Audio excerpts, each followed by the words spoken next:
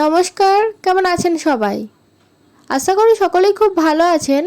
আজ আবারও একটা নতুন রেসিপি নিয়ে চলে এলাম। আজ আমি আপনাদেরকে কাঁঠালের কেক তৈরি করা দেখাবো। কেকটি তৈরি করতে আমি কোনো রকম ওভেনের ব্যবহার করব না, বাড়িতে চুলাতেই আজকের এই কেকটি করে দেখাবো। অন্যান্য কেক করতে যেমন অনেকটা সময় লাগে, এই কেকটা করতে কিন্তু বেশিক্ষণ সময় লাগবে না। তো চলুন দেখে নিন আজকের এই কেকের রেসিপি। কাঁঠালের কেক তৈরি করার জন্য প্রথমেই আমি নিয়ে নিয়েছি 10 থেকে 12 কোয়া কাঁঠাল। কাঁঠালের এই বীজ আর এই যে লাল পাড়া অংশটা থাকে সেটা ফেলে দিয়ে সবকটা কাঁঠাল আমি পরিষ্কার করে নিয়েছি। এরপর পেস্ট করে নেব এই কাঁঠালের। দেখুন আমি পেস্ট করে নিয়েছি। এর মধ্যে দিয়ে দেব আমি 1 কাপ ময়দা আর দেব হাফ চামচের মতো চিনি। চিনিটা আপনারা পরিমাণ বুঝে দেবেন। এখানে আমরা চিনি একটু কম খাই বলে চিনিটা অল্প করে দিয়েছি। তবে আপনারা যদি মিডিয়াম খেতে চান তো যেরকম ধরা 1 কাপ পরিমাণ ময়দা দিয়েছি 1 কাপ পরিমাণে চিনি দেবেন। মেজারমেন্টগুলো ঠিক রাখবেন।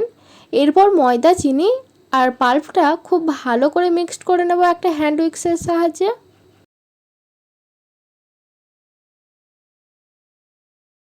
হালকা করে মিক্সড করে নিয়েছি। এই পর্যায়ে দিয়ে দেব একটা ডিম। এখানে ডিমটা রুম টেম্পারেচারের আছে। আপনাদের যদি ডিম ফ্রিজে থাকে আধ ঘন্টা বা 1 ঘন্টা আগে থেকে বার করে রেখে দেবেন, তারপরে দেবেন, নাহলে হয়তো কেকটা ভালোভাবে তৈরি হবে না, গন্ডগোল হয়ে যাবে। তাই আগে থেকেই বলে দিচ্ছি। একটা একটা করে উপকরণ দেব আর মিক্সড করতে থাকবো। ডিমটা দেওয়া হয়ে গেছে। এরপর দিয়ে দেব 1 চামচের মতো বেকিং পাউডার। এখানে বেকিং পাউডারটা যতটা লাগবে তার হাফ কিন্তু লাগবে বেকিং সোডা। দিয়ে দিচ্ছি হাফ চামচের মতো বেকিং সোডা। আবারও খুব ভালো করে মিক্সড করে নেব। চিনিটা আছে, চিনিটা কিন্তু গলতে সময় লাগবে। আপনাদের কাছে যদি হাতে সময় না থাকে তাহলে চিনিটা আগে থেকে গুঁড়ো করে নেবেন, তাহলে কি একটু তাড়াতাড়ি হয়ে যাবে। ময়দাটা যে কাপটায় মেপেছিলাম সেই কাপটার হাফ কাপ দিয়ে দিচ্ছি সাদা তেল। আবারও খুব ভালো করে মিক্সড করে নেব। আর হ্যাঁ, মেজারমেন্টগুলো একটু ঠিক রাখবেন, তাহলে আপনাদের কেকটাও আমার মতো পারফেক্টভাবে তৈরি হয়ে যাবে। আপনাদের সুবিধার্থে মেজারমেন্টগুলো আর একবার বলে দিচ্ছি। 1 কাপ ময়দা, হাফ কাপ চিনি, একটা রুম টেম্পারেচারের ডিম, বেকিং পাউডার 1 চামচ, বেকিং সোডা হাফ চামচ, হাফ কাপ সাদা তেল। এগুলোকে খুব ভালোভাবে মিক্সড করে নেওয়ার পর দিয়ে দিচ্ছি কালার আসার জন্য সামান্য ফুড কালার। এখানে আমি অরেঞ্জ কালারের 1 চিমটি ফুড কালার ব্যবহার করছি, বেশি কিন্তু ইউজ করা যাবে না। আবারও খুব ভালো করে মিক্সড করে নেব।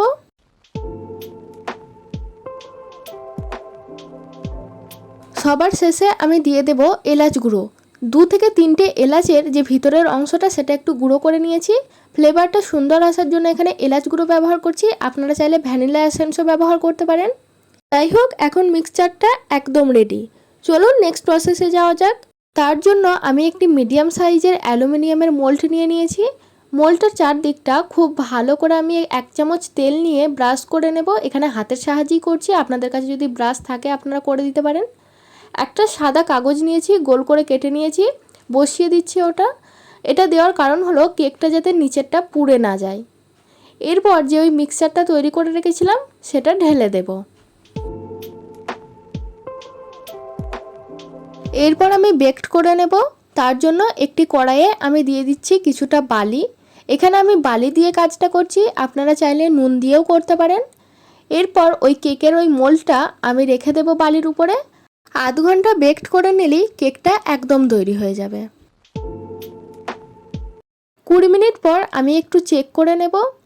কেকটা কিন্তু অর্ধেকের বেশি হয়েই এসছে। এই পর্যায়ে আমি ডেকোর করে নেব। তার জন্য দিয়ে দিচ্ছি কিছুটা বাদাম আর দেব চেরি। চেরিগুলোকে ঠিক এরকম দ্বারা সরু করে কেটে নিয়েছি। আগে থেকে যদি বাদাম আর চেরিগুলো দেওয়া হতো তাহলে কেকটা যে এতটা ফুলে এসেছে এগুলো কিন্তু আর দেখতে পাওয়া যেত না, দেখতেও অতটা ভালো লাগতো না। তাই আমি 20 মিনিট পর দিচ্ছি। যাই হোক, আরও 10 মিনিট আমি বেকড করে নেব। 10 মিনিট পর আমি আরও একবার চেক করে নেব। দেখুন কেকটা কিন্তু আমার একদম তৈরি। কালারটাও কিন্তু অনেকটা চেঞ্জ হয়ে এসেছে। কেকটা তৈরি করতে টোটাল আমার 30 মিনিটের মতো সময় লাগলো।